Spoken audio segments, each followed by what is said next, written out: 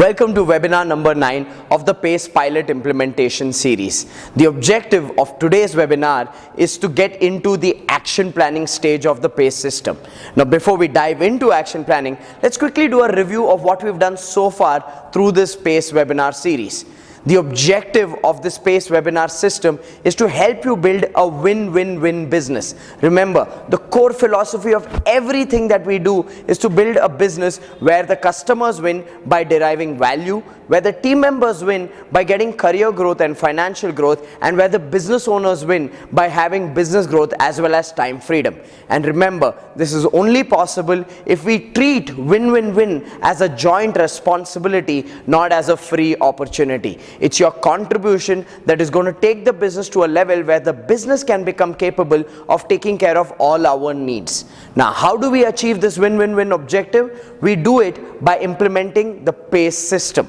Remember, the PACE system has 5 stages in it. The first stage was the aspiration creation stage, where you defined where you want to go. The second stage was the analysis stage, where you did an analysis of what can come in the way of you achieving your aspiration goal.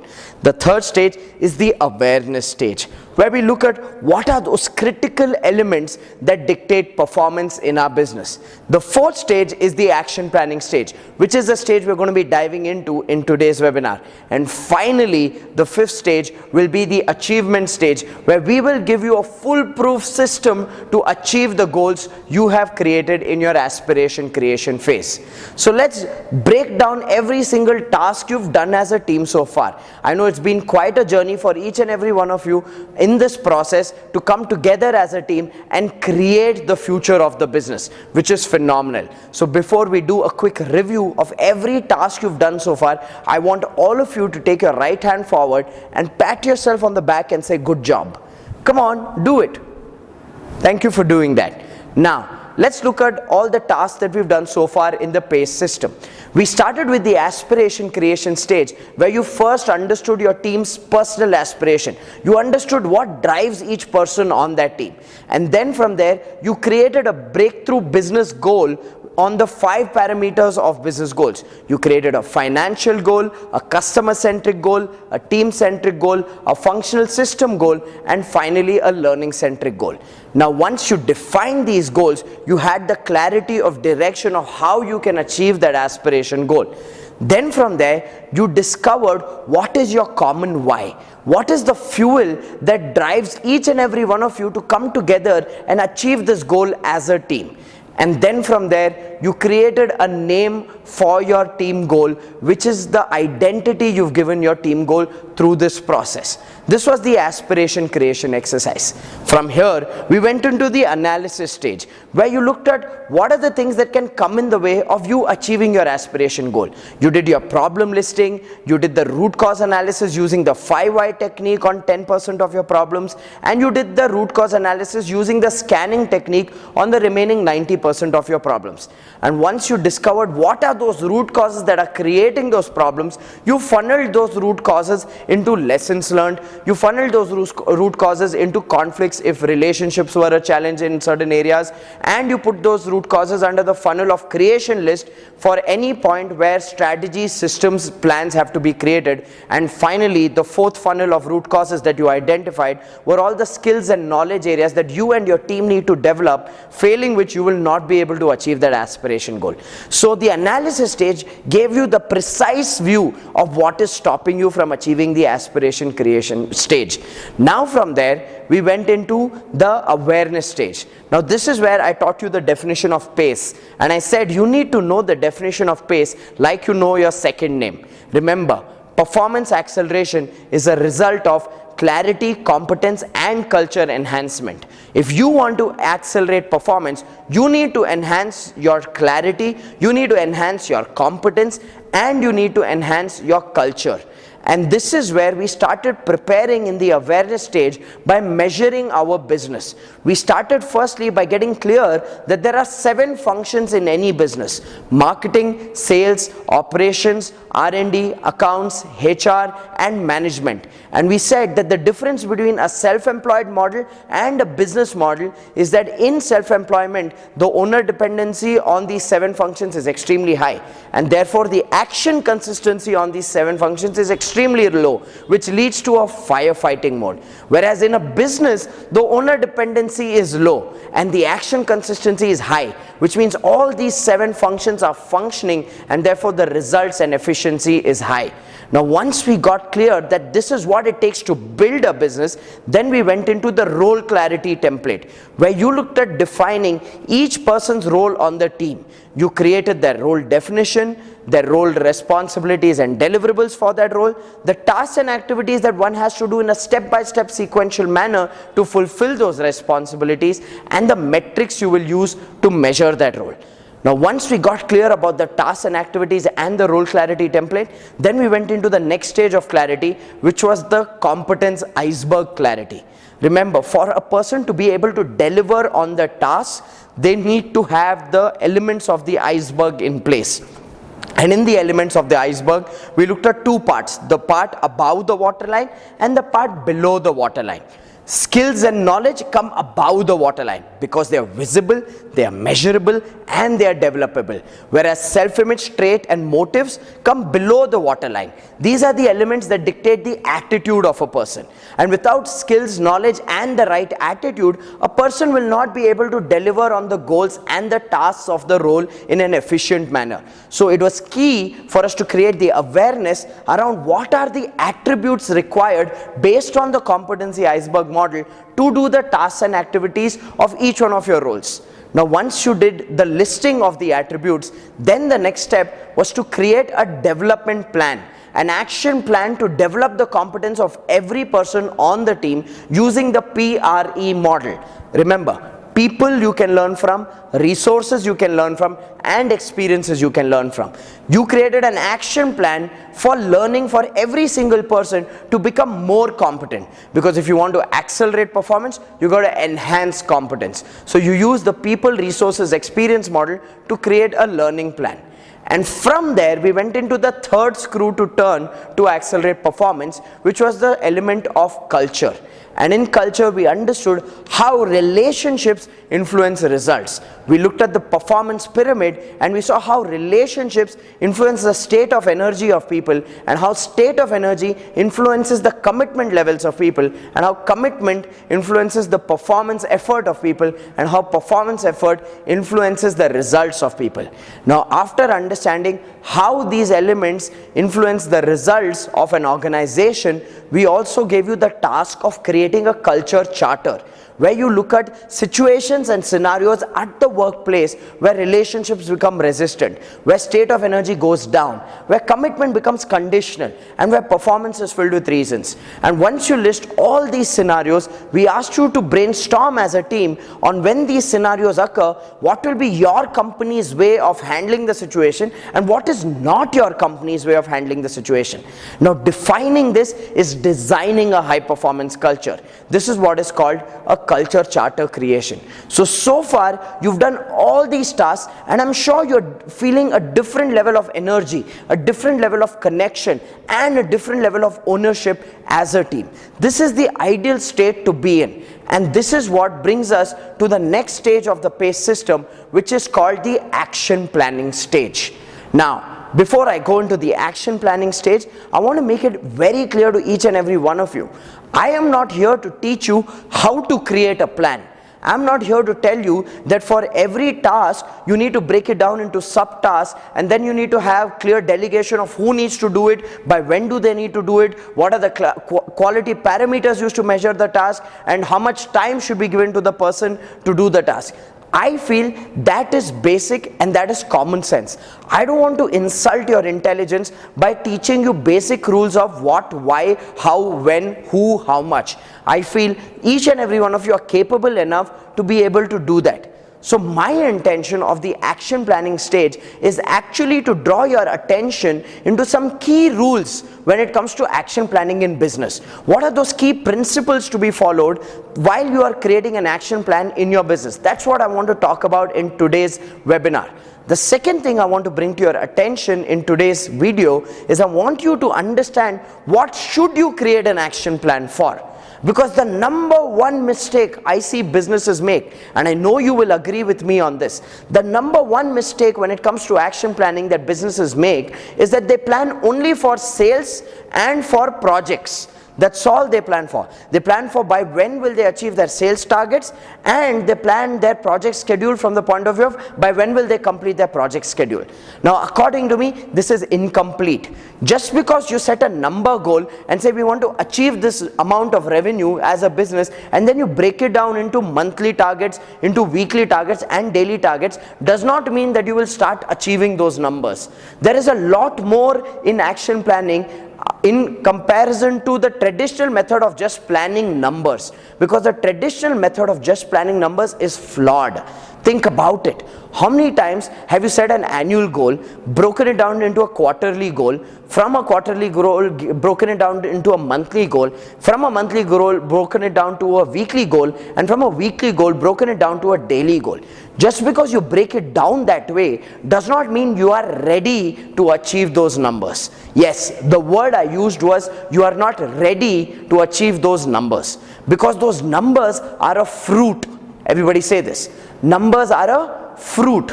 Now you can't get the desired fruit without making changes in the root. So the format of action planning I'm going to be teaching you today is more focused on the roots. What are those elements that influence results? What are those elements that we need to focus on at the depth, at the level of roots that will create that fruit? That's how we got to think action planning, and that's the agenda for today's video. With that, let us get started on understanding what are the 4 quadrants that you need to create an action plan for in your business. Yes, I said you need to create an action plan for 4 key elements. I call them the 4 quadrants of action planning. Now, let me break these 4 quadrants down for you based on what you've already learned through the PACE implementation series. Let's look at it from the point of view of the analysis stage. Now, when you did the root cause analysis, what each one of us realized that any root cause for any problem fundamentally comes under 4 funnels. Let us review those 4 funnels that any root cause for any problem falls under. The first funnel that any root cause for any problem falls under was the root cause of lessons learned. Now, these lessons learned were mindset realizations. Largely, these are things that we got aware to, saying, oh my God, this is the flaw in my mindset because of which this problem is existing. Now, these realizations went under the lessons learned funnel. The second thing that we saw that could come in the way of us achieving the aspiration goal from the point of view of a root cause were relationship issues, which we put under the conflicts funnel. So any kind of relationship issue or sabotage that is occurring at the workplace can create a particular problem statement. Then we looked at the third funnel, which was any kind of strategy, system, process or plan which was missing, because of which a problem was occurring. Now these strategies, systems, plans and processes that are missing, we put them under the third funnel called as the creation list. And finally, we looked at the fourth funnel, which was competence development areas, which contains all the areas where we need to develop skills and knowledge for ourselves as business owners and for our teams, because of which certain problems are occurring. Until and unless we don't learn those skills, develop that knowledge, we will not be able to solve those problems. Now, if you look at these 4 funnels that you identified in the root cause analysis stage, this gives you a clue about action planning.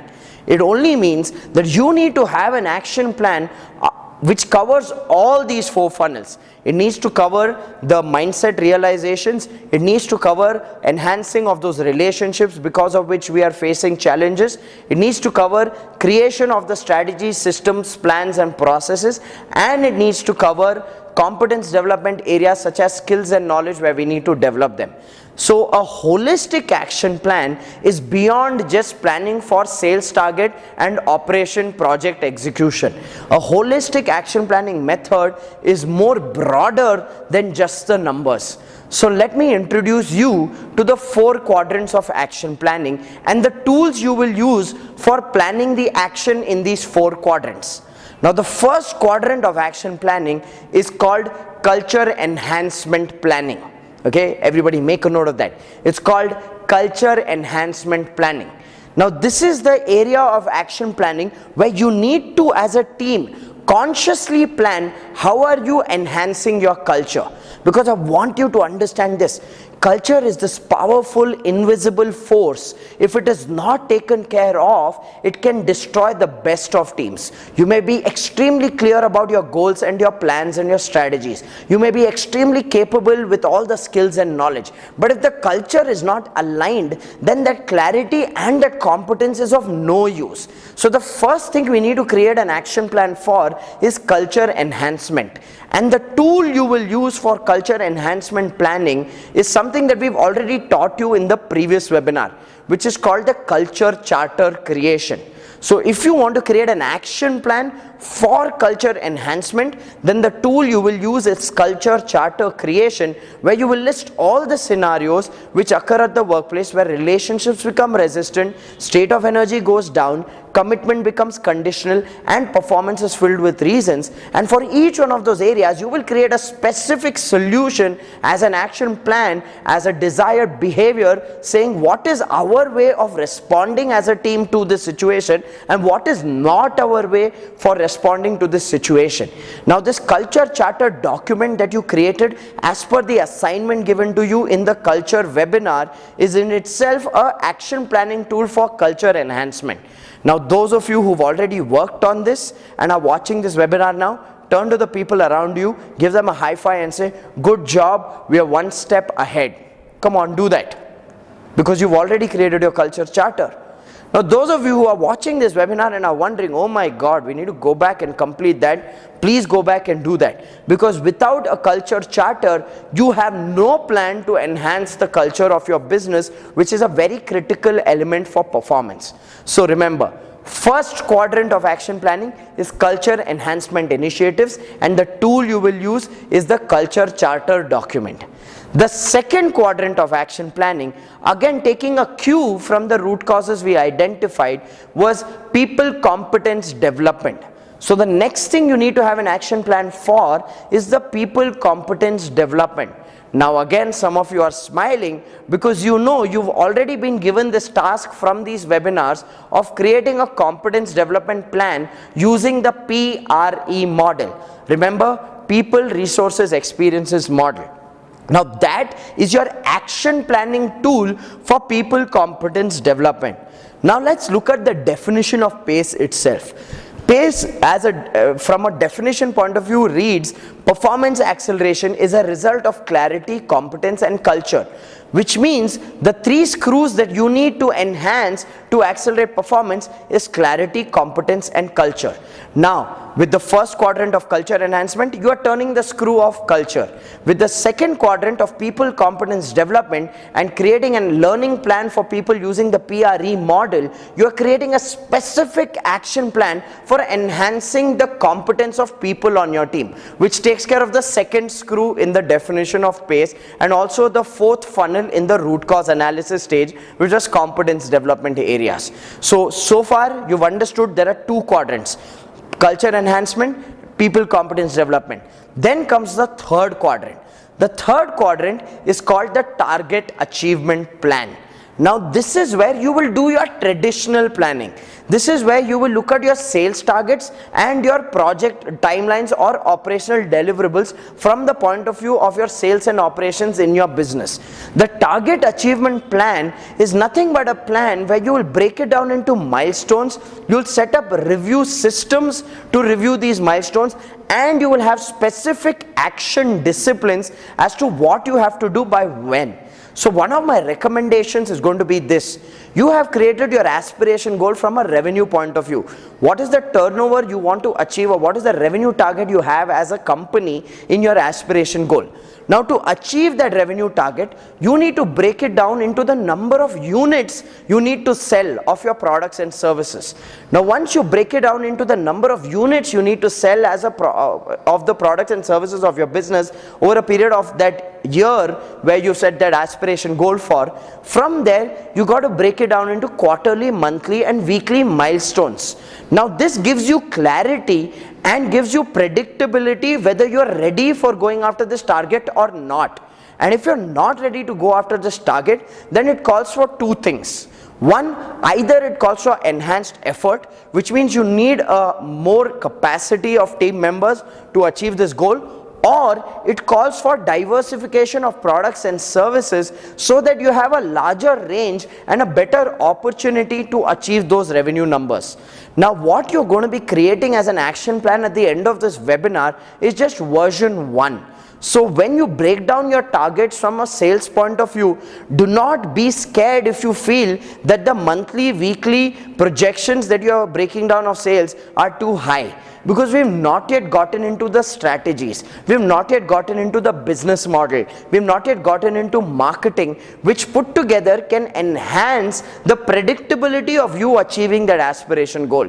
So right now, from a version 1 action plan point of view, I just want you to break down your sales target into quarterly, monthly and weekly milestones based on your existing products and services.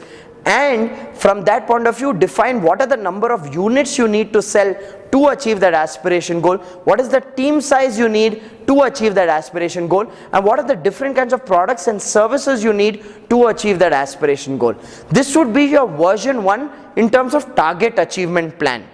Now comes the fourth quadrant. So let's review the 3 quadrants so far, which means as a business you need to have an action plan for all these 4 quadrants.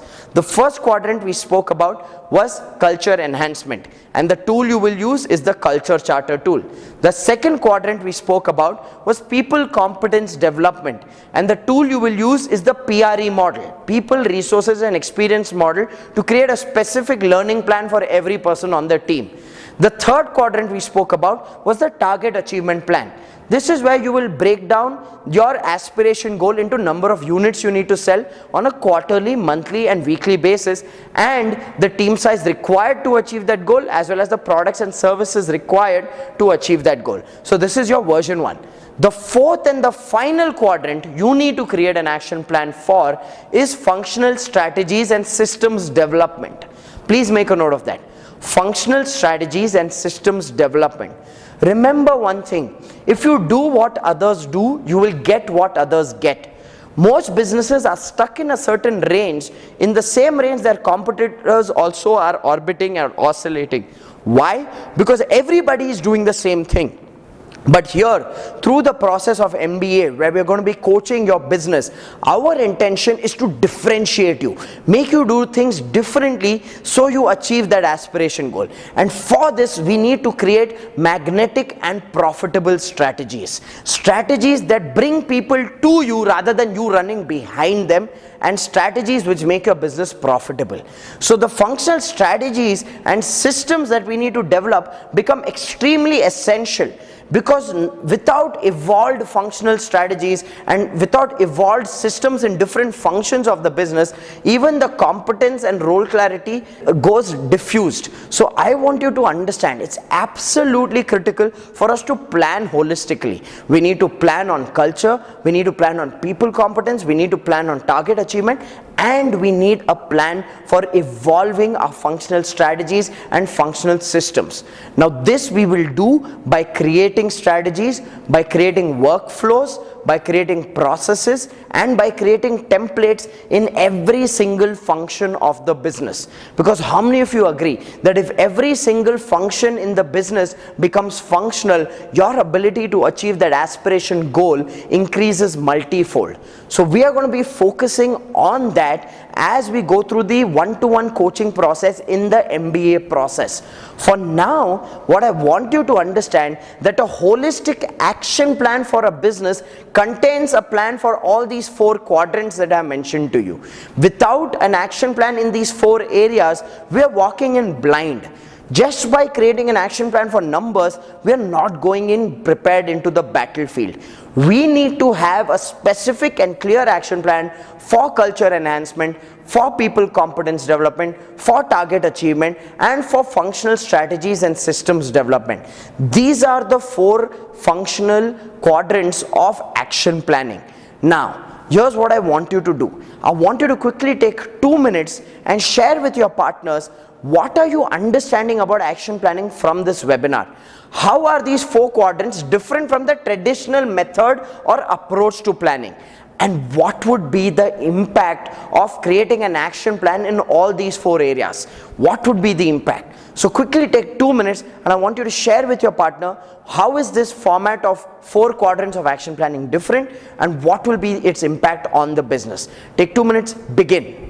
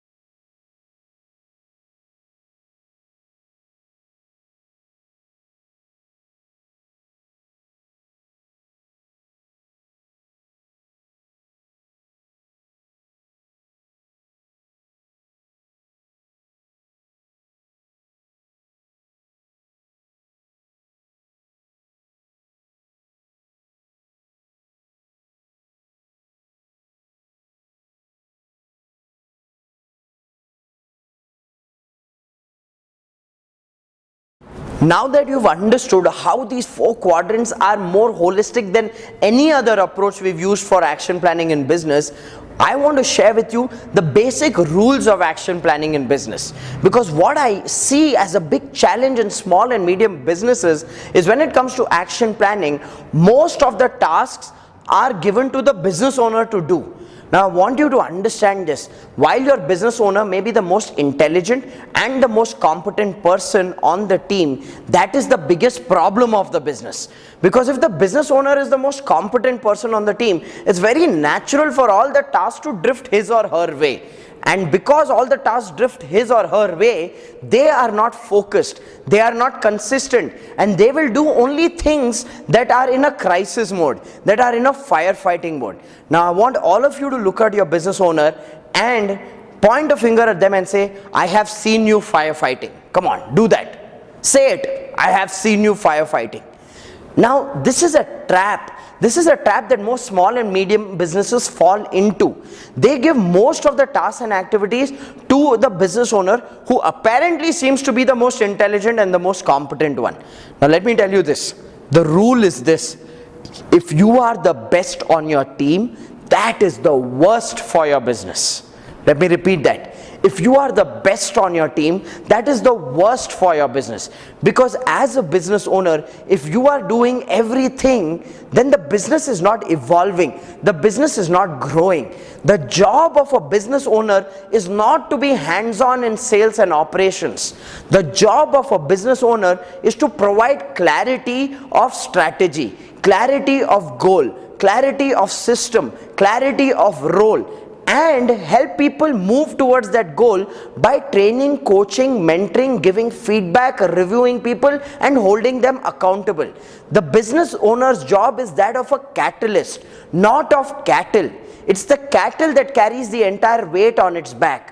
A catalyst is someone who's not an active part of the business but accelerates the performance of the business. So it's very important for us to keep the business owner out so that they have a strategic view, so that they can coach, mentor, hold other people accountable, give feedback, review, train, coach, mentor, as well as create strategic direction for the business, create and explore new opportunities, new partnerships, new product ideas which can take the business to a whole new level.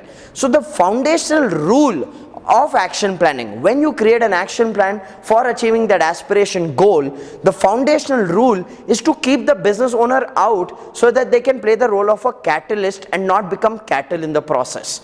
Now this puts a great amount of responsibility on the rest of the team.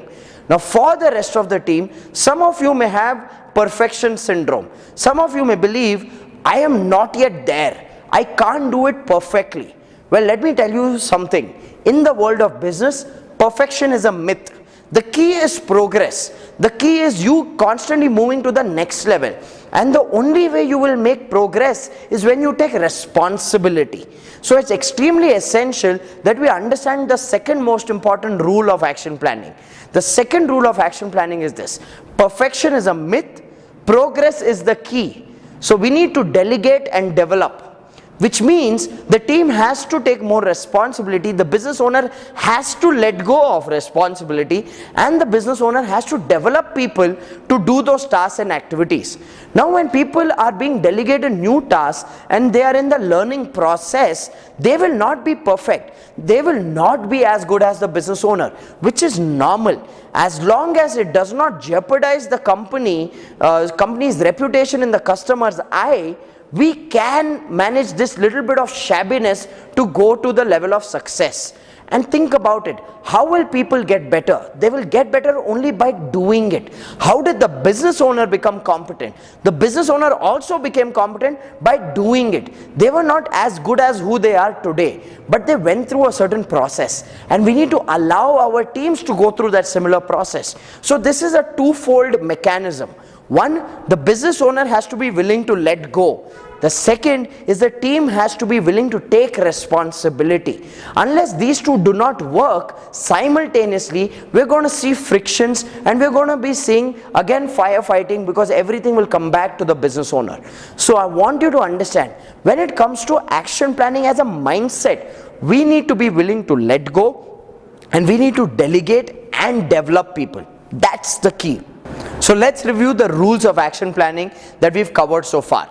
Rule number one, everybody is a catalyst, nobody is a cattle, which means we will not be over dependent on one person.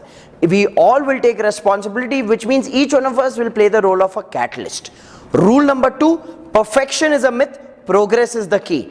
Do not hesitate in taking responsibility or giving responsibility by thinking about perfection.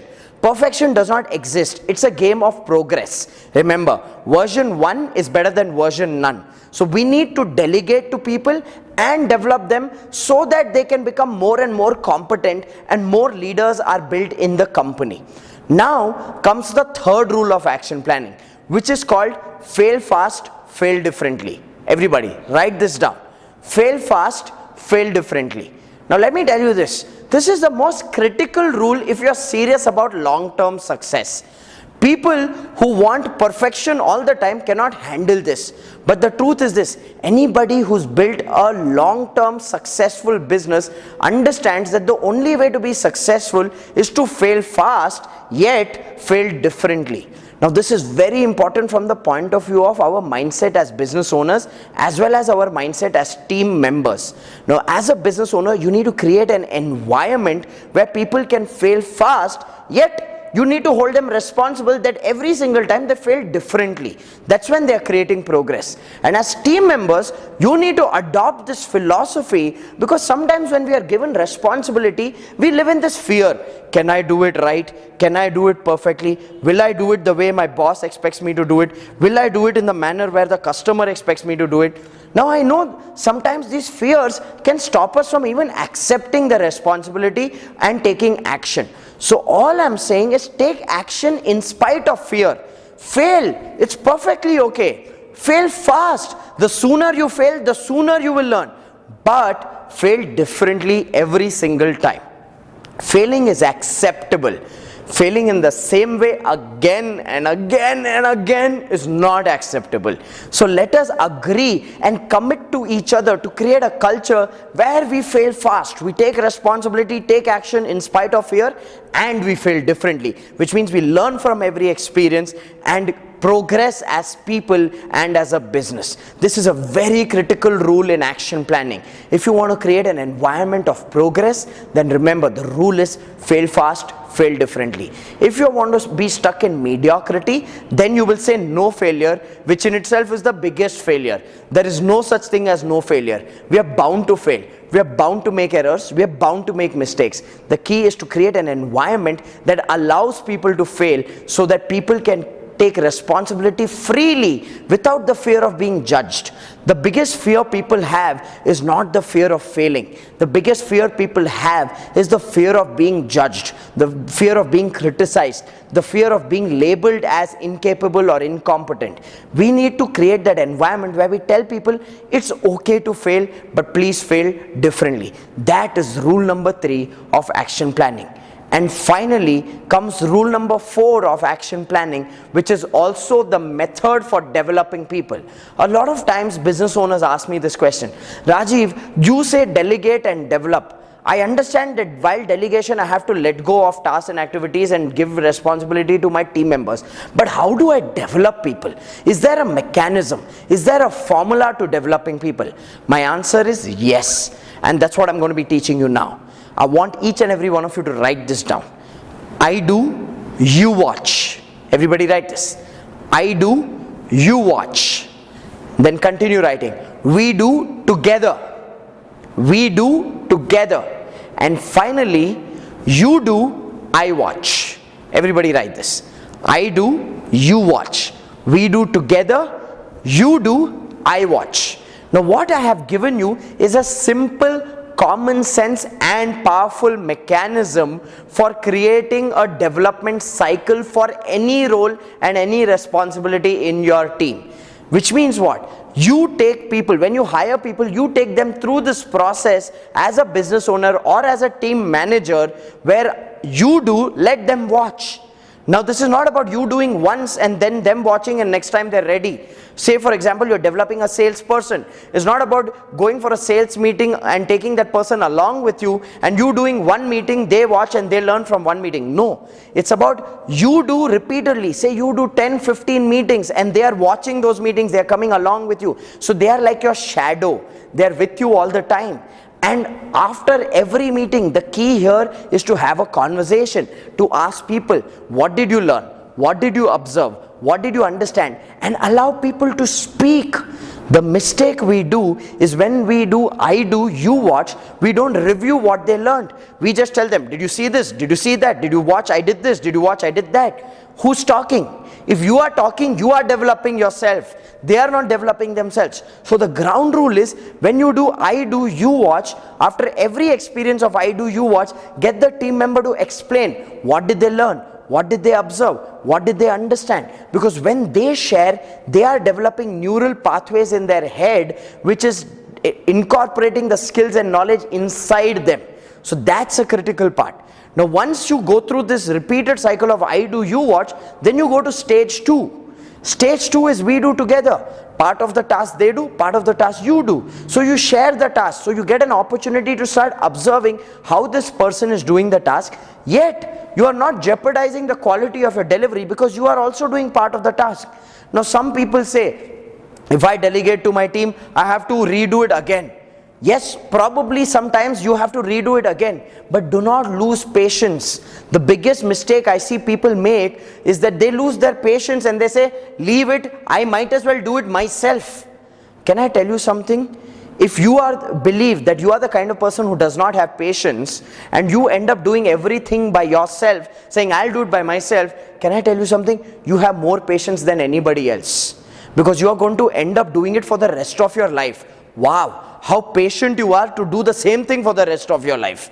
Instead, be patient for a few months and go through this development cycle with people. Allow them to fail, allow them to be shabby, allow them to fail fast and fail differently, and you will see people take responsibility to learn and grow. But when you start criticizing them, when you start getting frustrated with them for not doing it like the way you expect them to do it, then even people start thinking, why should I do it? You do it by yourself. I don't want to break my head. Now this lands you in the self-employment trap, where you end up doing everything by yourself for the rest of your life. That's the highest level of patience according to me. So what I would request you to do is, in the we do together cycle, be okay with repeating things. It's perfectly okay. Fail fast, fail differently. Hold them accountable to fail differently each time, and yet show empathy every time they fail. And in the we do together cycle, you get a view of how this person is able to do things. Again, you go through multiple cycles of we do together. Then you move to stage 3 of development, which is they do, I watch. Now this is the stage you get people to do, and you're playing the role of an observer. You're playing the role of a coach. You're just watching them do it and giving them feedback. Now I know for most entrepreneurs, this is the difficult part. Because when they are doing it, your head is going crazy. You're thinking, oh my God, he's not doing this. Oh my God, he's not doing that. And then you go into this tendency of taking control and putting them aside. Please do not make this mistake. Allow people to do it and give them feedback. This is the critical role of any business owner or any team leader or team manager. Your job is to develop people, not end up doing it by yourself. Because when you end up doing it by yourself and your people are only watching you, the best they will do is clap for you and say, you do it really well. Don't feel good about that. That's a trap. It will mean that you have to do it for the rest of your life. So make sure that you go through this cycle of I do, you watch, we do together, and then you do, I watch. And at each stage, debrief it, brainstorm, ask them to share what did they learn. And that's how you develop people. That's how you handcraft leaders in your business. Please remember this, if you are expecting the perfect candidate to walk through your doors, it's never going to happen. People have to be developed, and this is the cycle of development. So through this webinar, I have given you some critical rules of action planning which you need to use when it comes to your mindset of action planning. Firstly, remember, it's not about one person being cattle, it's about everybody being a catalyst, everybody doing what they are good at doing or what they are supposed to be doing. Then the second thing, remember, perfection is a myth, progress is the key. So you need to develop and delegate. The third thing, allow people to fail. Create an environment and a culture of fail fast, fail differently. And the fourth rule was the development cycle of I do, you watch, we do together, you do, I watch. You got to go through this cycle of development. So through this video, I have shared with you the 4 quadrants of action planning as well as the 4 rules when it comes to action planning. So next time on in your business, when you're getting into action planning, make sure in any situation you're considering all the 4 quadrants. You're considering culture, you're considering people competence development, you're considering target achievement, and you're considering functional strategies and systems. So that's when your action planning is holistic. And then while you're doing action planning, please apply the rules and make sure you develop and delegate. The mindset needs to be of progress, not of perfection. So with that, I come to the end of this webinar. I want you to read out the task sent to you via the email. You need to create a version 1 action plan. This is just a version 1. This is just the start. Your coach will start working with you on working on the action plan as we go through the MBA phase of creating functional strategies and systems. So with that, this is Rajiv Talreja signing off. See you in the next webinar.